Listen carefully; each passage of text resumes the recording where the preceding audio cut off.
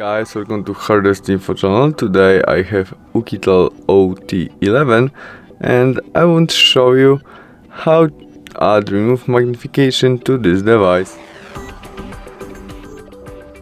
To do it, open Settings application, scroll down and look for Accessibility.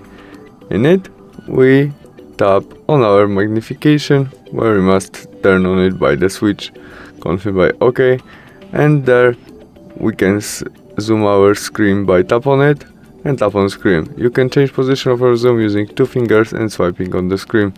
You can also zoom on or zoom out, or when you use only one finger you can go up and down.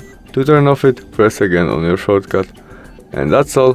Thanks for watching. See you soon. Bye.